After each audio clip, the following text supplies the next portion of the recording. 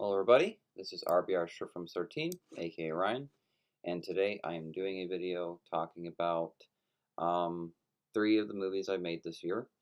Um, I'm just curious to what your guys' favorite film was that I made this year. Um, uh, The Miner vs. Jason, a Ghostface story, Confession of a Twilight fan short, or the Devil Servant. My favorite movie I made this year was The Devil Servant, because that's my own original idea, my own original characters and you know just story and everything. It was really fun to make a film that everything came from my imagination. Imagination. It didn't come from someone else. It wasn't from a different writer. You know, it was my own idea, and I really love that. I came up with the idea when I was like 17, and there was like a original draft and different concept that I changed later on down the road. Um, but it was a certain way for a long time, but then I didn't think that script worked anymore. So I rewrote it, rewrote the entire film. Same concept, but rewrote the entire thing. New characters, all that. And yeah, I really enjoy um, the diversity of the movie. That the slasher's a female, and that whole aspect where the guys are running away and the girl is the one with the pickaxe. You don't really see that too much. So I really loved experimenting with that. And I love the main detectives characters, and it just had a lot of great diversity and character development. I think with the entire film, it was flowed really well, and I didn't try to overdo it. I not trying to push any agenda or anything like that. I was just trying to make a different horror film, a horror movie that nobody has seen before. I've never seen a film like The Devil Servant. I've seen movies that have some certain similarities, maybe, but in terms of full on film like The Devil Servant, a girl that gets bullied in school and then kills the bullies, as like this devil, character, like this, devil worshiper, and her dad's like a drunk, and you see the whole kills happening through the detective's perspective, like through them watching the videos that she recorded. I thought that was really cool because it's something that's never been done before. Um, but and of course, like I took a little bit of inspiration from the VHS movies. I grew up with those films. Those were fun horror movies where characters are watching the VHS tapes, and I just thought that was really cool. That was the kind of found footage I liked, was like VHS. I don't like Paranormal Activity. I don't like Blair Witch Project, but VHS was a very fun series when I was growing up.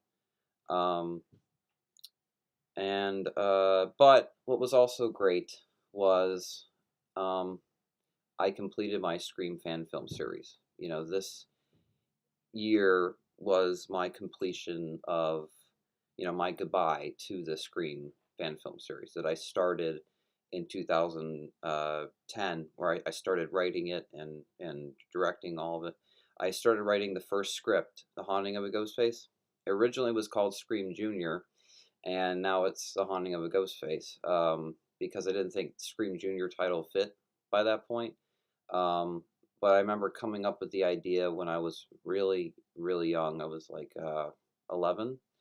But then I wrote the script at 14, and it was in the spring of 2010, and it was fun. I was surprised by myself the way I was writing it, because it went in a completely different direction than the way that I originally because I've always have different drafts on my movies. There's always a rough draft, and then I rewrite it. Most of my scripts I do that. Um, but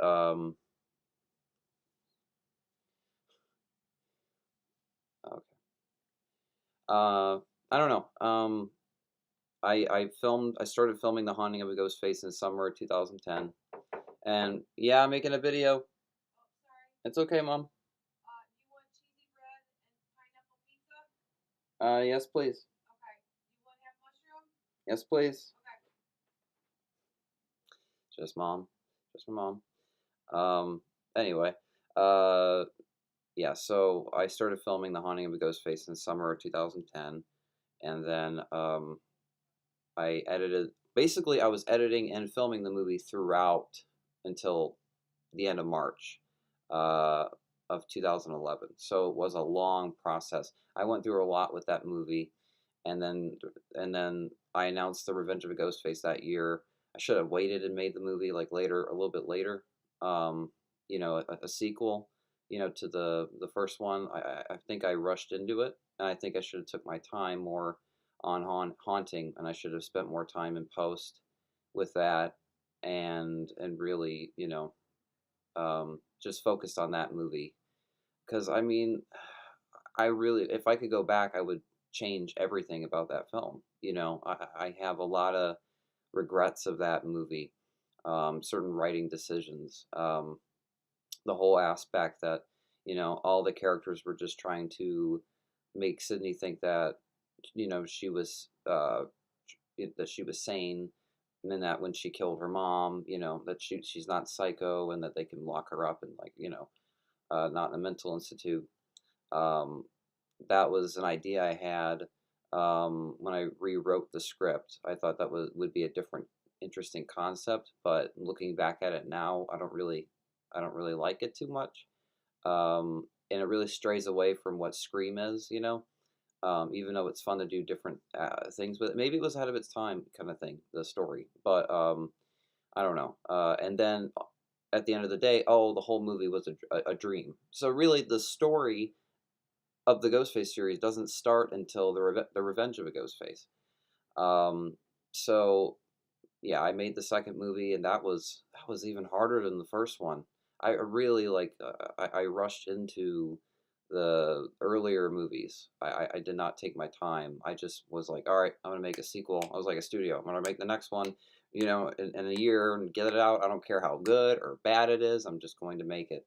Um, Now I've paid attention to that. Like, I make sure that doesn't happen. I make sure my films are very thought through, and more time is taken on my projects than in the past. And I've gotten better as a director and writer as well. So it's much easier to avoid those uh, mistakes now.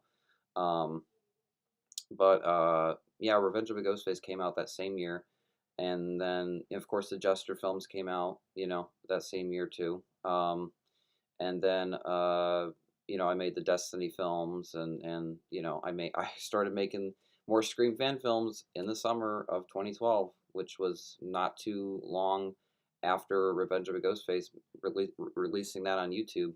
I started writing the storyline and all that.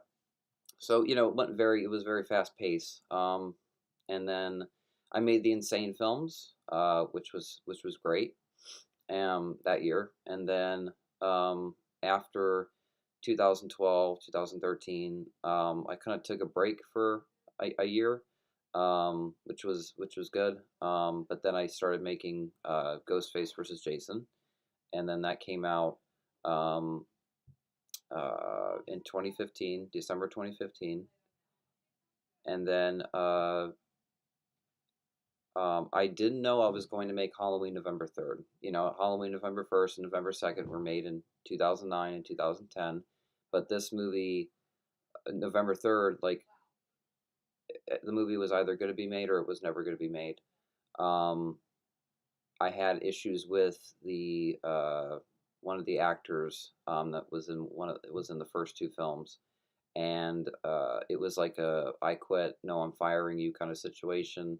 And we were kids, like, I probably would handle the situation differently now. But it was just bad timing to make that movie when I was trying to make it in the summer of 2011, and that's when I was filming Revenge of a Ghostface and Jester Returns. I already had enough on my plate, like, why would I make more? Um, But I knew fans wanted Halloween November 3rd. That was the most anticipated movie. And guess what? It's my most popular, successful movie on YouTube. It still, even after all three movies this year, and the Miner versus Jason and Ghostface versus Jason, those have a lot of views. But even all my movies, none of them compare to the views and the likes that Halloween November 3rd has. I filmed November 3rd in September of 2016 and was in post until the end of October. I literally made that movie in 2 months. I announced the movie to the actors like when I started casting and giving scripts to people. And I remember having an issue with one of the main actors. I was trying to have an actor play the character, the character I played, and I couldn't get the actor, and it was just a lot of drama and a lot of didn't make any sense.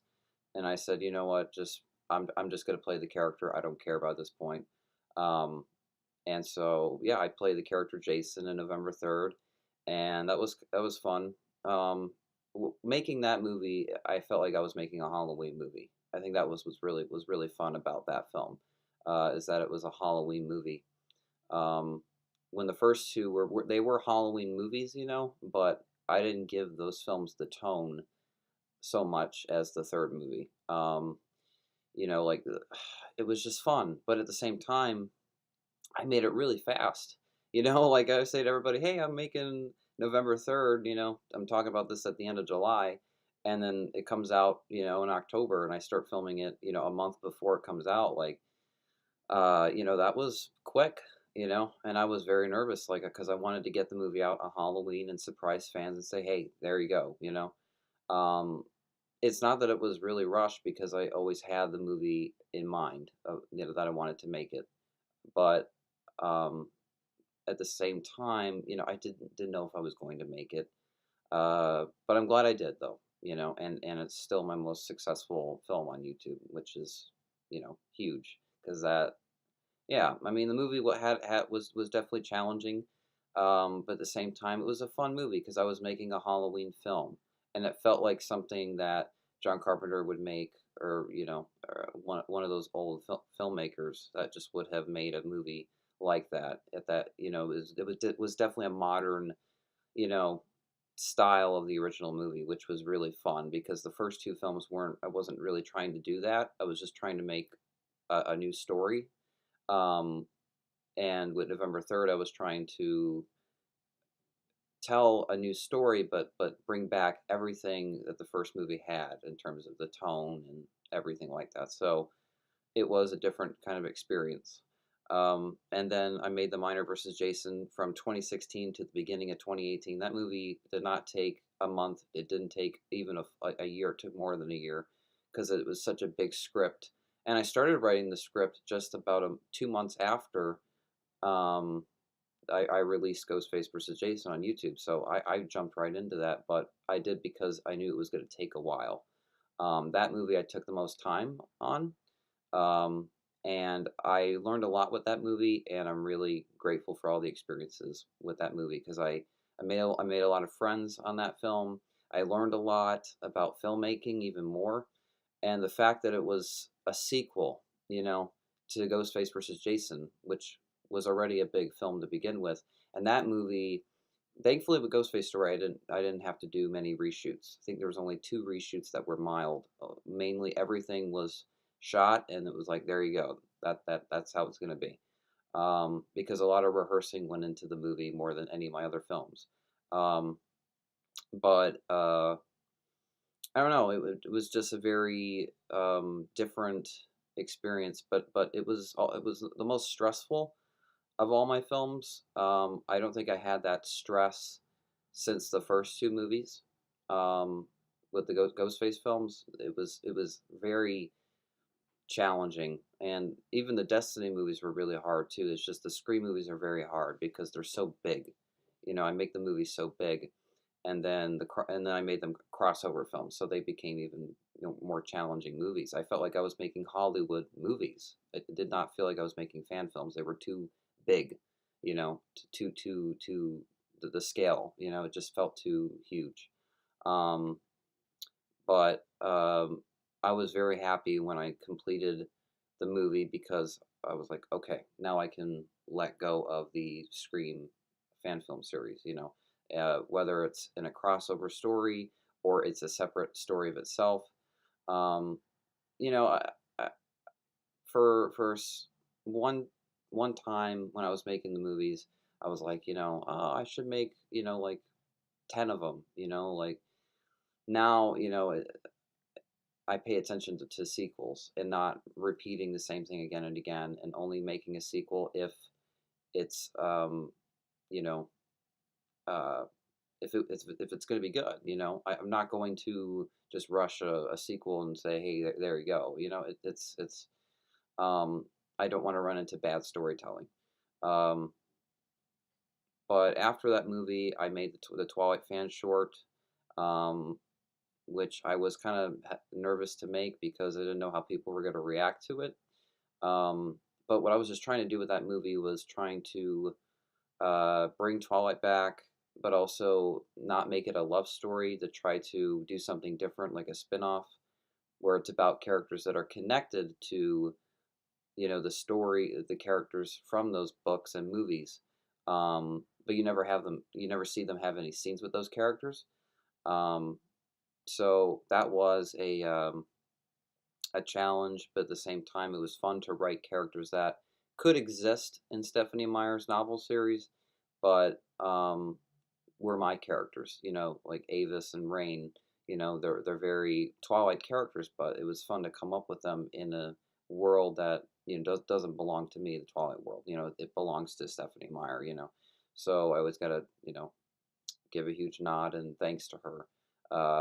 And I heard this. Well, I found out this year, Twilight is like labeled as like the worst movie of all time, or one of the worst movies of all time. And that's people's opinions, but it does hurt. Because I was 13 when I saw the first movie, and it was one of the greatest movie experiences ever in terms of home video. Watching it on some small screen on a portable DVD player in 2009. It was something. Um, and I fell in love with the series. I thought it was a great. It wasn't just a love story, but what I loved about it, it was the atmosphere, the cinematography, the musical score, the soundtrack, the action. It was more than the love story. I always saw more in the storyline than just the love story in Twilight. It was too big of a world for it to just be a love story. And as the books went on, the more action oriented it got. Um, uh, and I enjoyed reading the books growing up and watching all the movies. And I remember walking by myself all the way to New Moon. I remember pre-ordering ticket when I was 14, and it's an old video on my YouTube channel. You can go to my 2009 playlist; it's on there. But um, I walked all the way to the theater to see New Moon by myself, and it was the first Twilight movie I saw in the theater, and I was blown away. And I just I couldn't believe it. I couldn't believe I saw a Twilight film in the theater. It was, like every single movie franchise, it means something different to everybody. Like I might hate a certain movie franchise, but that person loves it with all their heart. Because it connects with them with us in a certain way. So it shows we all have to respect people's opinions. But for Twilight to be labeled as one of the worst films, like I never looked at the series or the movies ever like that, where they were ever that bad. I mean, yeah, they had flaws for sure. You know, there's certain things that could have been fixed, and changed around, in the right, and it was mostly the writing. Um, but it was still it had great characters. There was a lot of great intriguing stories and flashbacks. Like, to just say it's one of the worst movies, I don't know. I don't get it. But um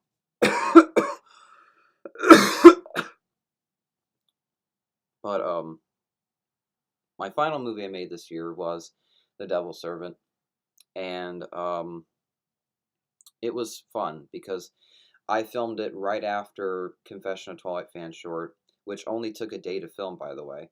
I I recorded pickup shots or like earlier shots of like the clouds and the trees and like um, uh, the water. Like I filmed on a very cloudy day that looked like Twilight. It looked more cloudy that day than when I was filming the Twilight fan short. When I was filming that day, it was one of the sunniest days of the year.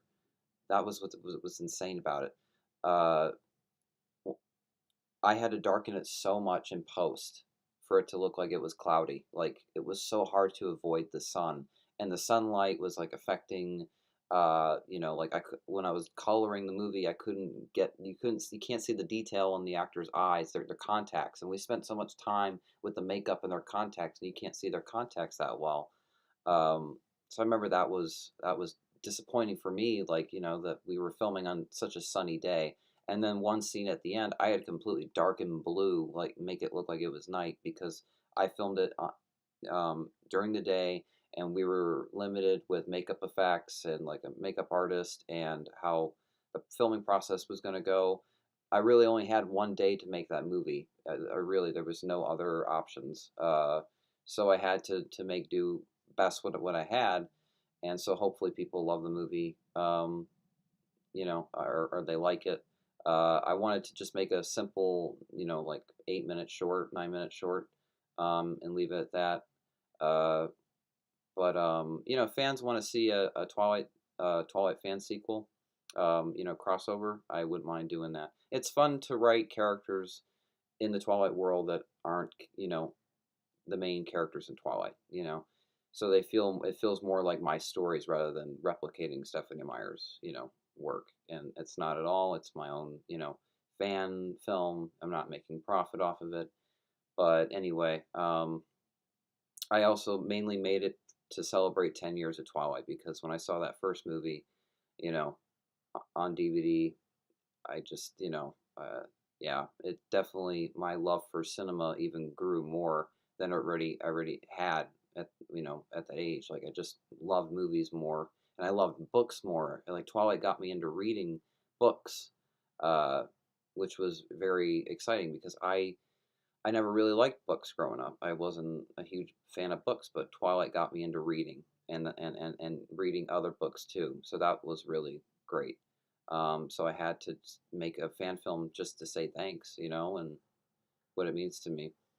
But The Double Servant, that's my favorite movie I've made, to be honest. The filming process was overall fun. It definitely was challenging, and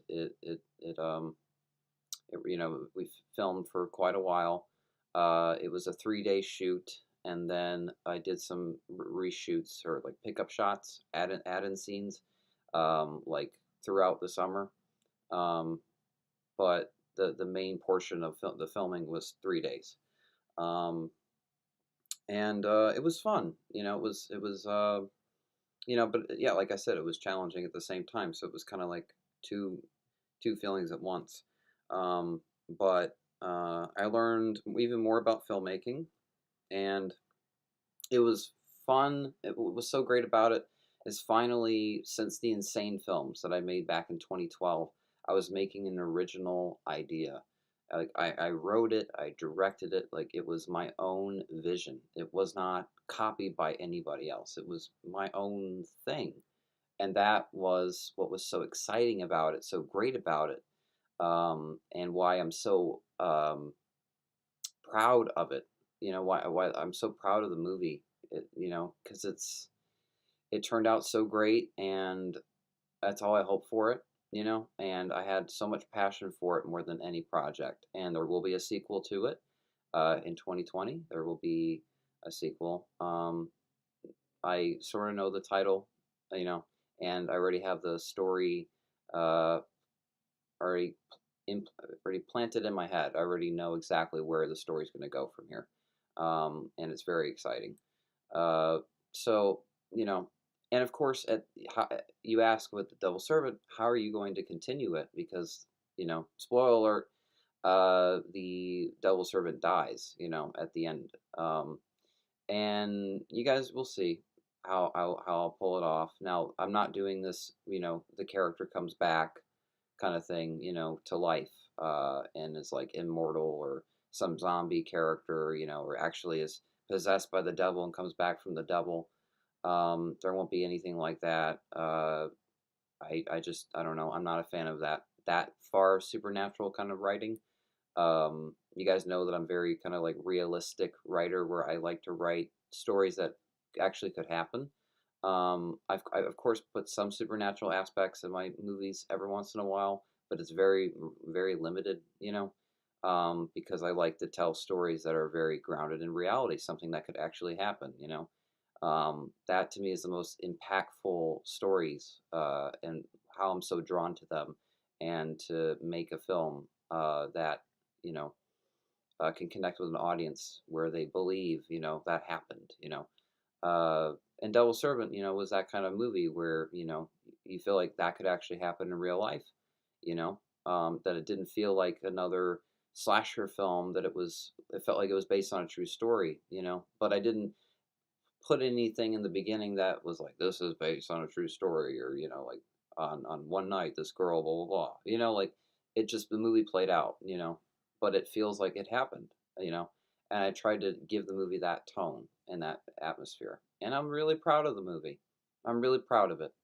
And okay, okay. And I'm really proud of the movie. I'm very proud of it.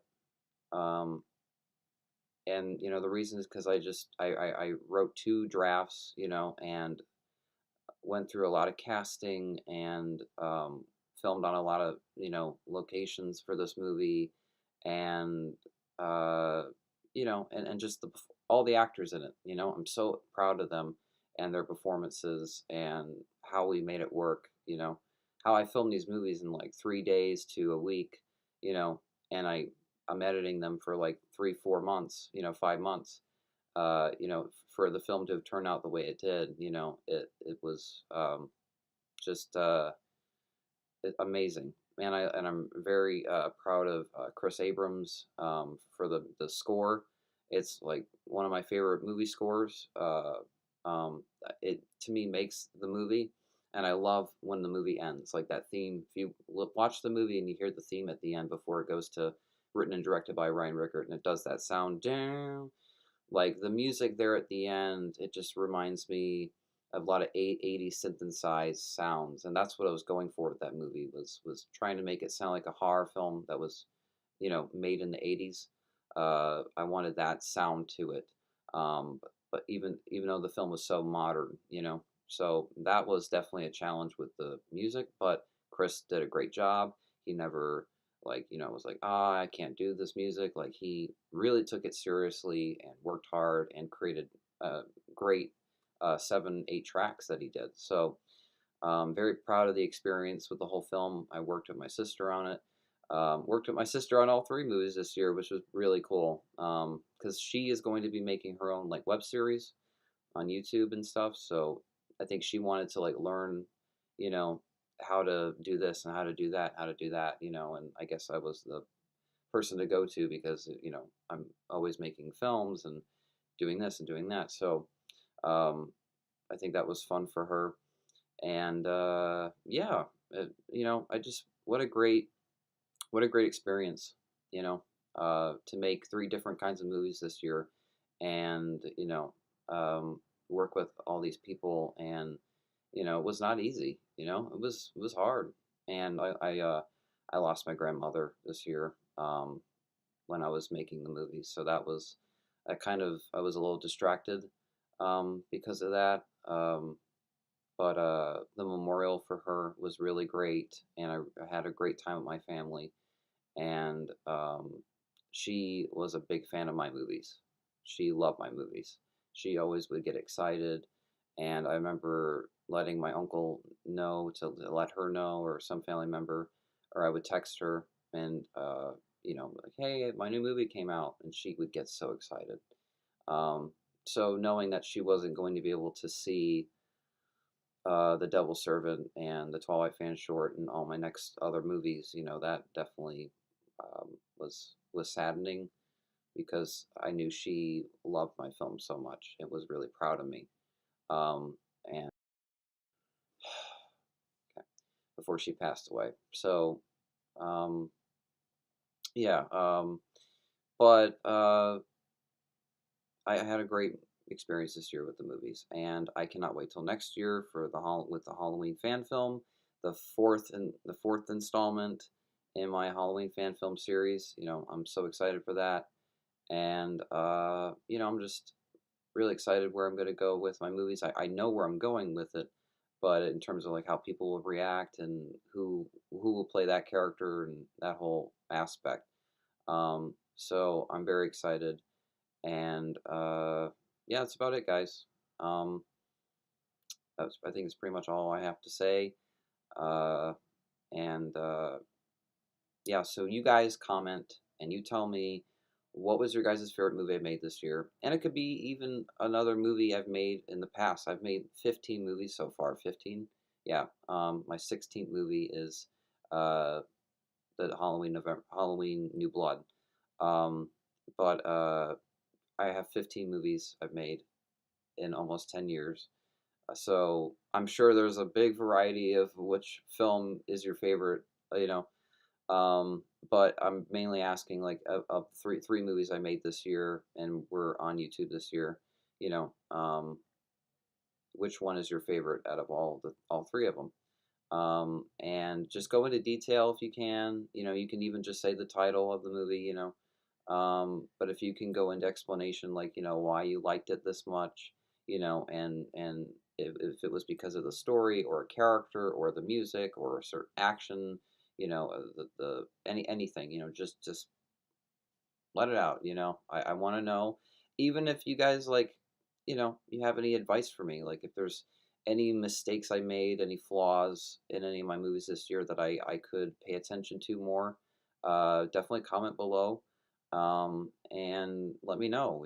I'm always learning filmmaking, and always getting better as time goes on, and that's just how it is when you grow as a filmmaker.